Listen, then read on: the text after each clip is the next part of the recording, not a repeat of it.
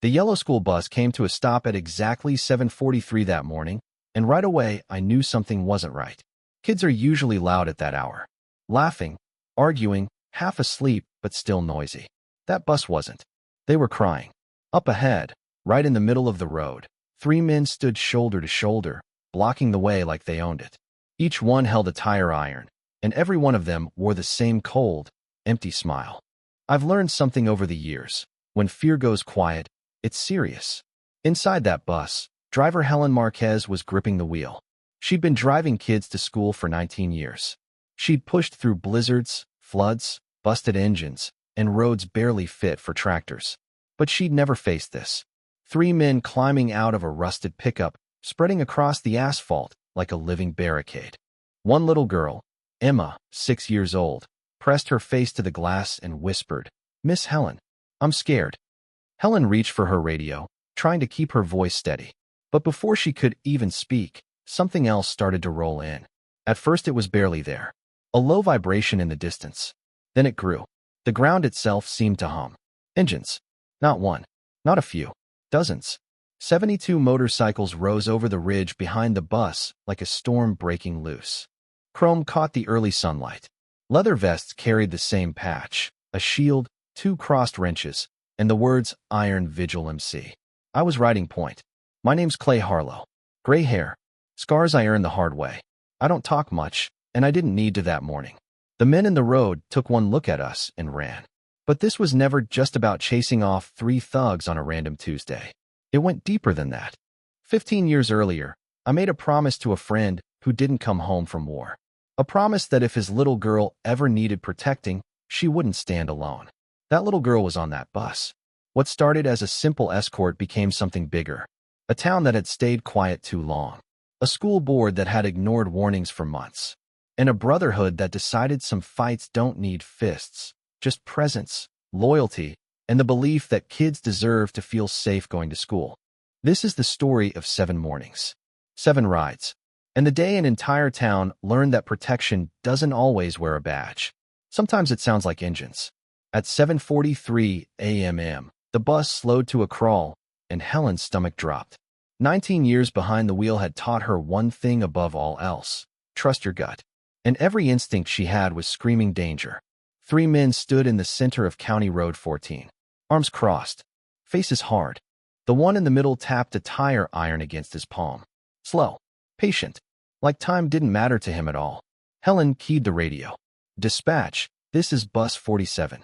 I've got 3 individuals blocking County 14, mile marker 9. The reply came back thin and distracted through the static. "If they don't move, go around." Helen looked at the ditches on both sides of the road. Deep. Muddy. No chance. Behind her, 23 kids sat frozen. No laughter. No whispers. Just that heavy, awful silence fear leaves behind. Emma Rodriguez leaned forward in her seat. Unicorn stickers covered her backpack. "Miss Helen, are those bad men?" Helen smiled, even though her hands were shaking. "It's okay, sweetheart. Stay seated." But it wasn't okay, and Emma knew it. The man stepped closer and knocked on the bus door with the tire iron. 3 slow taps. Then he smiled, a smile that made Helen reach for the door lever. "Open up, Helen," he said through the glass. "We just want to talk." She didn't move. The second man circled toward the back of the bus. Helen caught him in the mirror as he dragged the tire iron along the yellow metal. The sound sliced through the morning air. Emma started crying. That's when the rumble hit. Low, distant, alive. The man at the door heard it, too. He turned, squinting toward the ridge behind the bus. Then we came over the hill. Motorcycles poured down the road in a tight V formation. Engines roaring. Chrome flashing. Not chaos, control. A wall of steel and leather that made grown men rethink their choices. I was in front. Late 50s. Gray ponytail. A scar running from my temple to my jaw. My vest read Iron Vigil MC, founder. I didn't slow down. The men scattered. One dropped his tire iron and ran for the truck. Gravel flew as they tore off down a side road. 72 bikes surrounded the bus, not threatening, just solid. Protective, like a living shield. I pulled up next to Helen's window and gave her a single nod. She finally breathed. Behind her, Emma wiped her tears and pressed her face to the glass. "Miss Helen, Are they superheroes? Helen looked at us, engines idling, eyes scanning the road. Yeah, sweetheart, she said softly. I think they are. I raised my hand. Engines came alive. Together, bikes and bus rolled toward Redwood Elementary. No one tried to stop us again. I hadn't touched my phone in 4 hours. I'd been in my garage since before sunrise, tearing down a carburetor on a '78 shovelhead that had been sitting in pieces for half a year. Grease under my nails. Coffee gone cold. The kind of morning where the outside world disappears. Then my phone rang. I wiped my hands on a rag and looked at the screen. Unknown number. I almost let the call go to voicemail. I was greasy, focused, halfway lost inside an old carburetor, and the phone buzzing on the workbench felt like an interruption I didn't need. But something stopped me. Maybe instinct. Maybe the echo of a promise I'd made years ago that never really went away. So I answered. Yeah. Is this Clay Harlow? The woman's voice was tight, controlled, but scared underneath it. Who's asking? My name is Helen Marquez. I drive bus 47 for the Redwood School District. She paused, long enough for me to hear her breathing shake just a little. I need help, she said. And I was told you're the kind of man who doesn't look away. I set the wrench down. What happened? This morning, 3 men stopped my bus. They blocked the road. They had weapons. 23 kids were on board. Her voice cracked on the last part. The police said they'd look into it. Dispatch told me to drive around next time.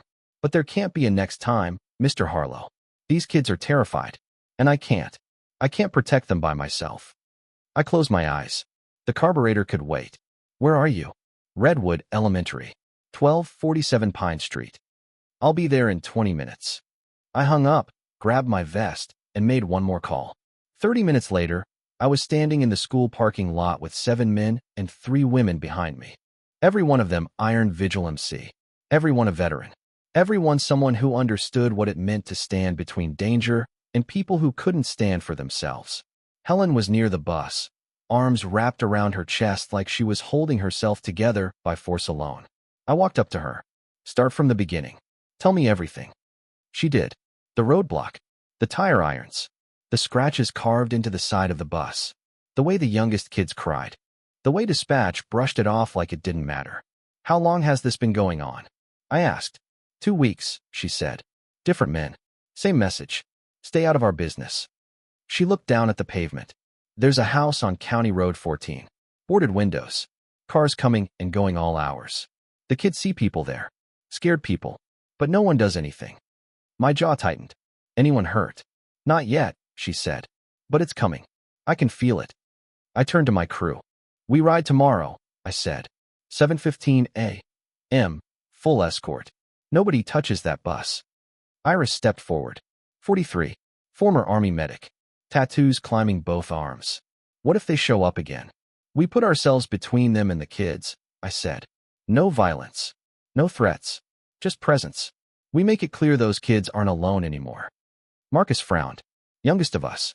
And if they don't back down? I met his eyes. Then neither do we.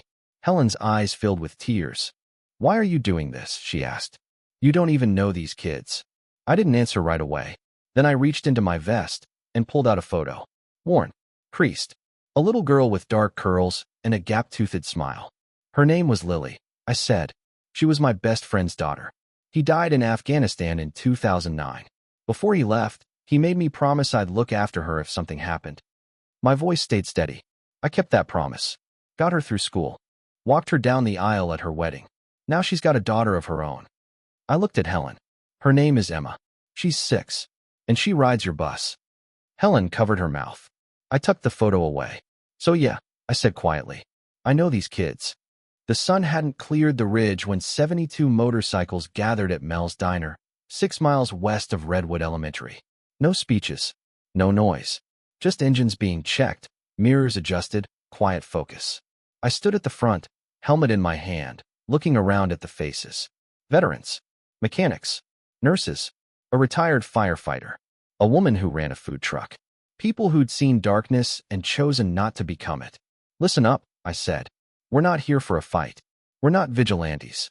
We're an escort. Our job is simple. Bus 47 gets to school safe. That's it. No confrontations. No threats. Just presence. Iris raised her hand. What if they try to stop us?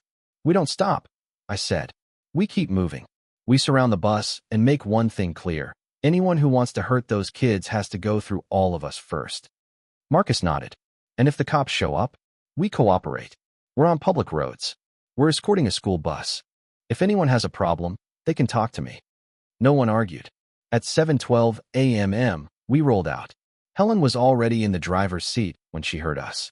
That low rumble growing louder every second.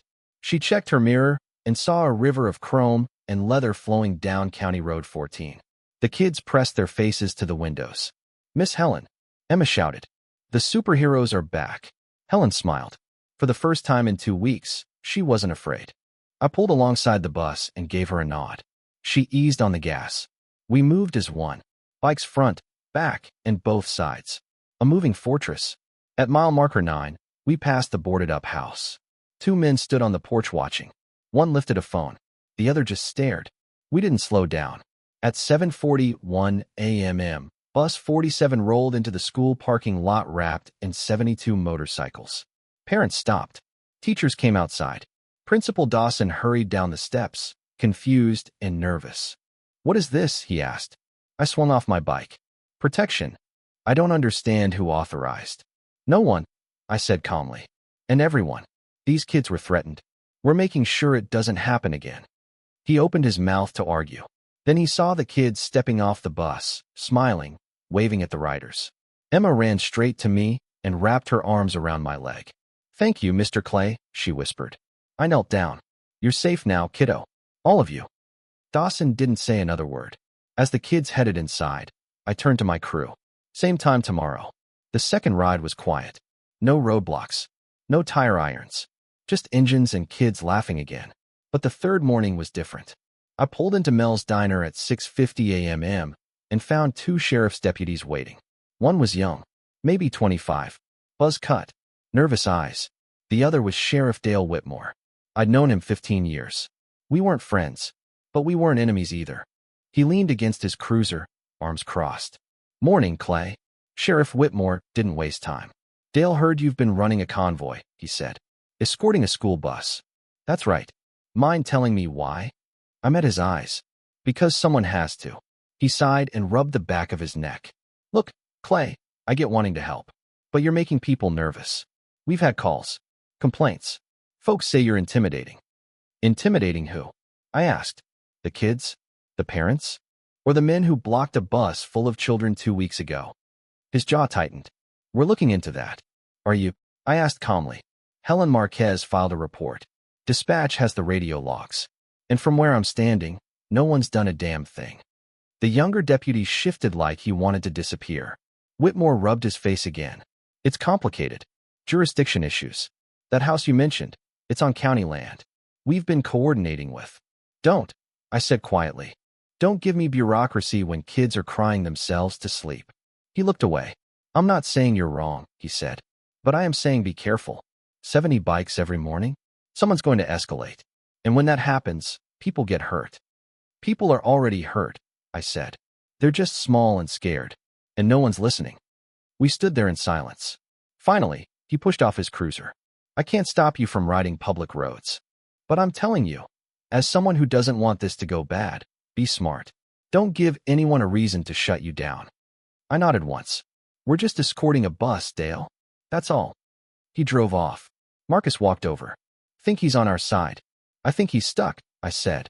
"Between doing what's right and keeping his job." I pulled on my gloves. "We're not stuck. Let's ride." That afternoon, my phone rang again. Unknown number. I almost ignored it. Almost. "Mr. Harlow," a man said. Smooth voice. Calm. Too calm. "Who's this?" "My name doesn't matter. What matters is you're making waves. And waves have a way of pulling people under." My grip tightened. "Is that a threat?" "It's advice. You've got something good going with your little club. Don't ruin it by sticking your nose where it doesn't belong." "And where does it belong?" I asked. "Anywhere but County Road 14. The line went dead. I stared at the phone for a moment. Then I called Iris. "We're riding tomorrow," I said. "And every day after that until this is over." The fourth morning came with rain. Cold. Heavy. The kind that soaked through leather and turned asphalt into black glass. At 7:12 a.m., 72 motorcycles still rolled out. Helen saw us through the fog and felt her chest tighten, not with fear, but relief. She'd half expected us to cancel, to decide the weather or the pressure wasn't worth it. But we came anyway. Chrome cut through the rain. Engines roared back at the gray sky like a challenge. I pulled alongside her window. Water streamed off my helmet. Same nod as always. She smiled. And for the first time in years, she believed fear didn't get the final word.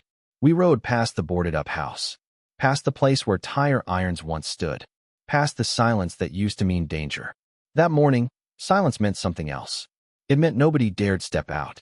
At the school, Principal Dawson waited under an umbrella. He'd stopped asking about permits. Stopped questioning motives. The truth was obvious. Since we started riding, no threats. No parents calling in tears. Attendance up. Incidents down. Redwood Elementary felt safe again. As the kids headed inside, Dawson walked over. I owe you an apology. For what? For doubting. For worrying about appearances instead of, he gestured toward the kids. I was quiet for a second. You weren't doubting, I said. You were scared. That's different. I pulled off my gloves. Fear makes us careful. It just shouldn't make us silent. He nodded. How long will you keep doing this? As long as it takes. And if someone tries to stop you? My expression didn't change. Then we'll deal with that when it comes. That night, I sat alone in my garage, staring at the photo. Lily. Emma. The promise I made 15 years ago. My phone buzzed. A text from Iris. We're in this. All of us. Whatever comes. I smiled. Not much. Just enough. Promises aren't about convenience. They're about showing up, rain or shine, scared or not. Tomorrow, I'd show up again. The brick came through my window at 2:17 a.m. Glass exploded across the bedroom floor. I was on my feet before the sound finished echoing. Years overseas kicked in fast. I grabbed the Louisville Slugger by the bed and moved low toward the window.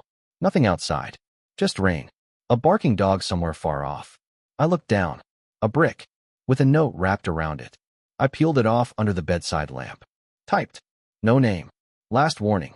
Back off, or we start with the little ones. I read it 3 times. My hands didn't shake. They hadn't in years. But something cold settled in my chest. Not fear. Resolve. I took a photo and called Iris. She answered on the second ring. Clay. They made a move. Brick through my window. Threat against the kids. Silence. 2 seconds. Then her voice came back sharp. I'm calling everyone. Diner. 1 hour. Iris. Don't tell me to stand down, she said. This just became personal. I looked at the shattered glass. 1 hour. By 3:30 a.m., 42 members of Iron Vigil MC filled Mel's diner. Coffee. Rain pounding the windows. Lightning flashing in the distance. I stood at the front, holding the note. This, I said, is what we're dealing with. They weren't trying to scare us off with roadblocks anymore. Now it was intimidation. Threats. And the kind that crossed a line. Using children to make a point. Marcus slammed his fist onto the diner table. So what do? He said. We can't just keep riding and hope they back down. No, I said. We can't. That's when I told them the next step. Tomorrow, we don't just escort the bus. We take this straight to the sheriff. Every parent who wants to come. Every teacher who's had enough. We make it public. Loud. Impossible to ignore. Hank spoke up from the corner. Former Marine. Prosthetic leg. Calm voice. And if the sheriff still does nothing? Then we go to the news, I said. We go to the state. And we don't stop until someone listens. Iris leaned forward. What about tonight? You think they're done? I shook my head. No. And that's why I'm not sleeping at my place. And neither should anyone else whose name is attached to this. I laid it out. We rotate watch. 2-person teams. Eyes on the school, the bus depot, and Helen's house. No one argued. Iris stood. I'll take first watch at Helen's. Marcus nodded. I've got the depot. I looked around the diner. Tired faces. Hard eyes. People who knew the cost, and were still here.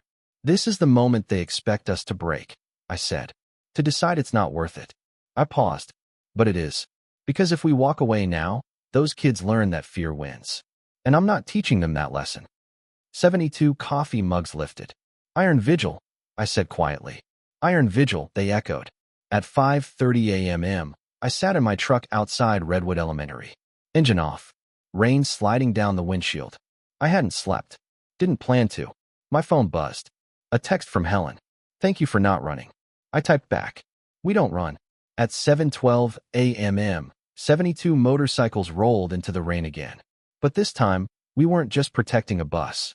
We were protecting a promise. Morning broke cold and gray. The rain had stopped, but the sky stayed low, heavy with what was coming. I stood in the parking lot at Mel's Diner watching the bikes line up. 72 of them. And then I noticed something else. Cars. Trucks. Minivans. Parents. Helen stepped out of her sedan, flanked by a dozen others. Mothers with set jaws. Fathers with arms crossed tight. Emma's mom, Sofia Rodriguez, walked straight up to me. Her eyes were red, but her voice didn't shake. We're riding with you, she said. All of us. I looked around. 20 parents. Then 30. Then 50. Teachers from Redwood Elementary. A bus driver from the next district.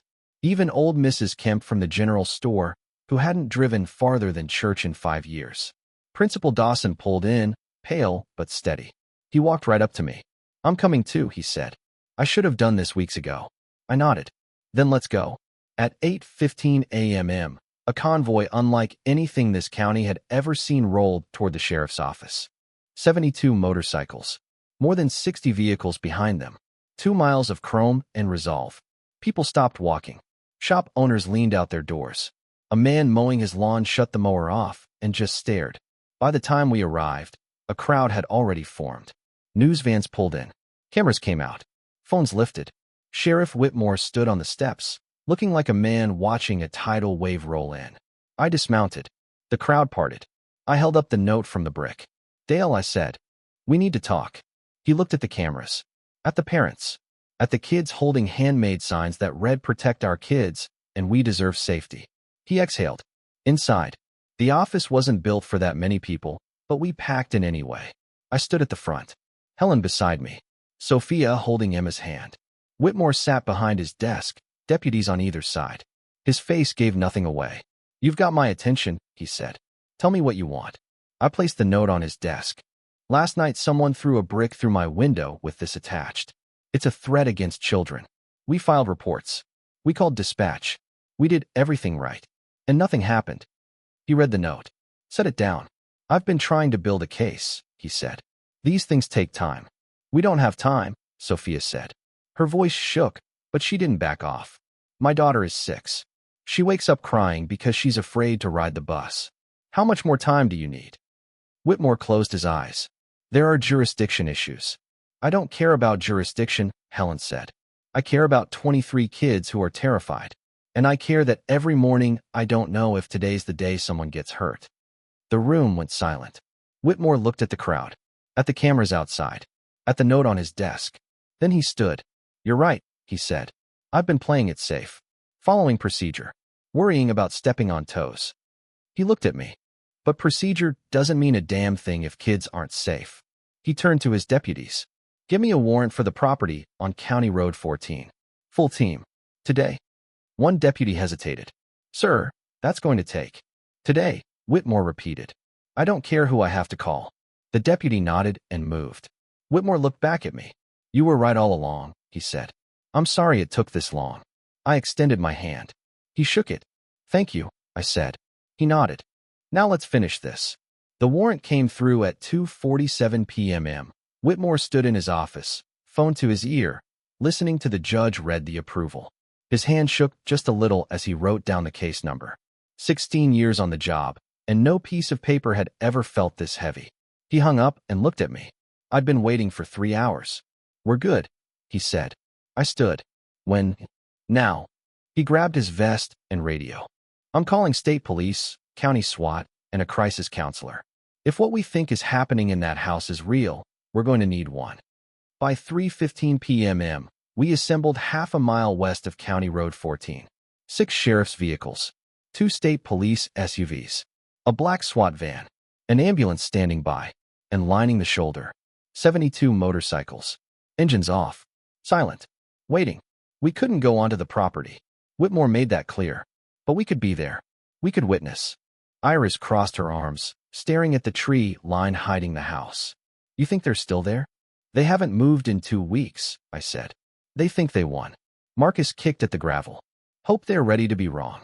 Whitmore walked over, vest tight, radio clipped to his shoulder. This is it, he said. Whatever we find in there, it's because you didn't back down. I met his eyes. Just find them, I said. Whatever they've done, whoever's in there, just find them. Whitmore nodded once and turned back to his team. At 3:22 p.m., the line moved. The house sat at the end of a gravel drive, swallowed by weeds and rusted chain-link fencing. Windows boarded shut. Porch sagging like it was tired of holding itself together. A pickup truck sat near the side door, mud-caked and dented like it had seen too many bad nights. Whitmore lifted the megaphone. This is the sheriff's department. We have a warrant to search this property. Exit the building now with your hands visible. You have 30 seconds to comply. The woods went quiet. No birds. No wind. Just radio static and engines idling somewhere behind us. 15 seconds passed. Then movement. A shadow behind one of the boarded windows. A flash of pale skin through a crack. Contact, a SWAT officer said calmly into his radio. Second floor, east side. Whitmore raised the megaphone again. This is your final warning. Exit now, or we will enter by force. The front door exploded open. Two men burst out, running hard for the tree line. One was tall, mid-30s, stained hoodie flapping behind him. The other younger, maybe 22, arms inked with cheap tattoos. Runners, someone shouted. For deputies broke off in pursuit. The younger one made it 15 feet before his foot caught a root. He went down hard. Deputies were on him instantly, hands zip-tied behind his back. The taller man was faster. He vaulted the fence and disappeared into the trees. K9 go, Whitmore ordered. A German shepherd launched from the cruiser, handlers sprinting behind. The dog hit the fence line and vanished into the woods, barking sharp and steady. 3 minutes later, the radio crackled. Suspect in custody. Non-lethal. Requesting medical. Whitmore let out a breath. Copy. Secure and return. Inside the house, SWAT moved slow and methodical. Room by room. Peeling wallpaper. Broken furniture. Empty beer cans littering the floor. The smell hit hard. Mildew and something worse. Chemical. Wrong. Clear. Someone called from the kitchen. Clear from the living room. Then a voice from the basement stairs. We've got something. Whitmore moved down carefully, flashlight slicing the dark. The stairs groaned under his boots. At the bottom stood a heavy steel door, padlocked from the outside. Bolt cutters, he said. The lock snapped. When the door opened, the smell poured out first. Sweat, fear, human waste. 6 people sat huddled against the far wall. 4 women. 2 teenagers. Thin. Filthy. Staring like they couldn't believe what they were seeing. 1 woman, maybe 40, hair matted with dirt, lifted a shaking hand. Please, she whispered. Please don't hurt us. Whitmore holstered his weapon and raised both hands. You're safe, he said softly. We're the sheriff's department. We're here to help. She broke down crying. A teenage girl crawled forward. 15, maybe 16. Bruises ringed her wrists. Her eyes looked hollow. They said no one was looking for us, she said. Whitmore knelt. We were, he said. And we found you. Upstairs, evidence teams moved fast. Burner phones. Laptops. Ledgers full of names and numbers. A lockbox with 9 fake IDs. A duffel bag holding $23,000 in cash. In the back bedroom, chained to a radiator, they found a teenage boy. Hispanic. Maybe 17. Unconscious, but breathing. Medic, someone yelled. Paramedics rushed in. Weak pulse. Shallow breaths. Malnourished, one said. Dehydrated. Possible infection. We need to move now. They loaded him onto a stretcher and carried him out. By 4:30 p.m., 4 men were in custody. The victims sat wrapped in thermal blankets, sipping water slowly while paramedics and a crisis counselor stayed close. Whitmore stood near the tree line, radio crackling nonstop. State police coordinating. FBI notified. Homeland Security interested. This wasn't local anymore. This was trafficking across state lines. International ties. The kind of case that would take years to unwind. But 6 people were free. And right now, that mattered. I stood by the road, hands in my pockets, watching the ambulances pull away. Lights flashing. The house that had haunted this town finally silent. Iris stepped beside me. They got them. I nodded. 6 people, she said. 6 who thought nobody cared. My jaw tightened. They were wrong. Whitmore walked up, pulling off his gloves. He looked wrecked. Haunted. But there was relief there too. We found a girl, he said quietly. 11 years old. Carla Mendez. Missing from El Paso for 7 months. Her family's been notified. I closed my eyes for a second. She okay? She'll recover physically, he said. Mentally. He trailed off. That'll take time. What about the others? 2 from Arizona. 1 from New Mexico. 3 from Mexico. No documents yet, but we're working with consulates. He rubbed his face. This operation's been running at least 2 years. Maybe longer. I looked at the house. You think there are more? I know there are, he said. But today, we saved these 6. I held out my hand. He shook it. Thank you, I said. For listening. Thank you, he replied. For not letting me forget. As the sun dipped behind the ridge, the bikes fired up. Engines rolling. Not aggressive, not celebratory. Just steady. I led the convoy back toward town, the house shrinking in my mirror. I thought about Emma. About Lily. About a promise made 15 years ago. Some promises take time to keep. They're always worth it. 3 weeks later, Bus 47 rolled down County Road 14 at 7:43 a.m. under a sky so clear it looked painted on. The air smelled like pine and morning frost. One of those mornings that felt like a second chance. Helen checked her mirror and smiled. The convoy was smaller now. 12 bikes instead of 72. But they were there. Me up front. Iris beside me. Marcus bringing up the rear. We didn't need to be there anymore. But we were. The house was gone from our lives. Empty. Wrapped in police tape. Marked for demolition. The 4 men who'd been arrested were sitting in jail now. Federal charges stacked against them. No bail. Decades staring them in the face. The people they'd hurt were safe. Some reunited with family. Others placed somewhere protected. Somewhere quiet where healing could start. But we still showed up. Not because we had to anymore. Because showing up isn't about necessity. It's about keeping your word. Helen keyed her radio as the bus rolled along. Morning, Clay. My voice came back easy, steady. Morning, Helen. How's the road looking? Clear, she said. Quiet. Perfect. That's what we like to hear. At Redwood Elementary, mornings felt different now. Parents didn't drop their kids off with tense shoulders and worried eyes. Teachers weren't scanning the parking lot like they expected trouble to roll in. The air was lighter. Principal Dawson stood on the steps with a cup of coffee, watching the bus pull in, bikes flanking it. 3 weeks earlier, that sight had terrified him. Now it felt like home. The kids spilled off the bus laughing, bumping into each other, backpacks swinging. Emma Rodriguez was last. Her unicorn backpack bounced as she spotted me. Mr. Clay, Mr. Clay. She ran full speed and wrapped her arms around my leg before I even got off the bike. I laughed and knelt down. Hey, kiddo, you're gonna knock me over one of these days. She looked up, eyes bright. Guess what? My birthday party is Saturday. Mom says you have to come. And Miss Iris. And Mr. Marcus, too. Sophia walked over, smiling, a little embarrassed. She's been planning it for 2 weeks, she said. If you can't make it, I understand. We'll be there, I said. I glanced at Iris and Marcus. Right. Iris grinned. Wouldn't miss it. Marcus snapped a quick salute. I'll bring the ice cream. Emma bounced on her toes.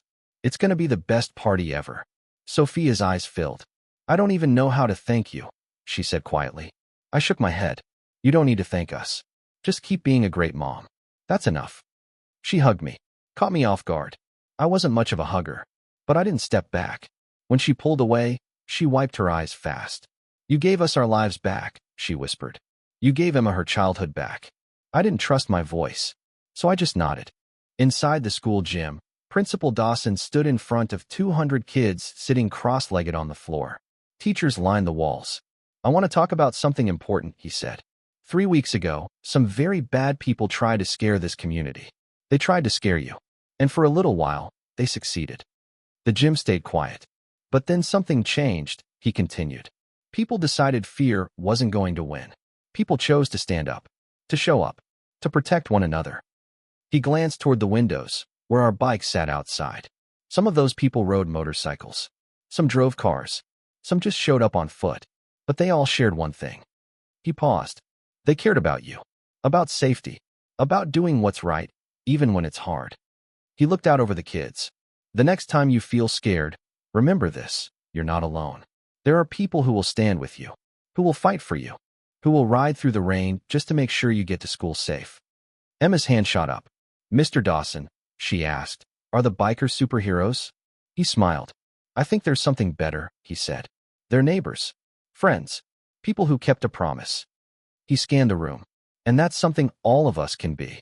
That afternoon, I went back to my garage. The shovel head was finally done. Fresh paint, new chrome, engine rebuilt from the ground up. 15 months of work. I fired it up. It purred like it was grateful. I wiped down the gas tank, hands still smelling like oil, when my phone buzzed. A text from Lily. Dad told me everything about the convoy, about the rescue. I stared at the screen for a moment. Promises kept. Lives changed. Quiet roads at 7:43 a.m. That's how it's supposed to be. Emma, I'm so proud of you. I typed back without thinking. Just keeping my word.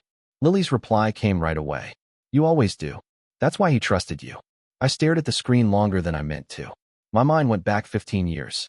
Back to Jackson Rodriguez. My best friend. Killed by an IED outside Kandahar in 2009. I remembered the hospital room. The beeping monitors. The way his hand felt in mine when the machines went quiet. Take care of Lily, he'd whispered. Promise me. I promise. 15 years later, that promise had grown bigger than I ever imagined. It wasn't just Lily anymore. It was Emma. It was 23 kids on a yellow bus. It was 6 people trapped in a basement who believed no one was coming. That's the thing about promises. When you honor them, they don't stay small. Saturday came bright and cold. Emma's birthday party filled Sophia's backyard with color.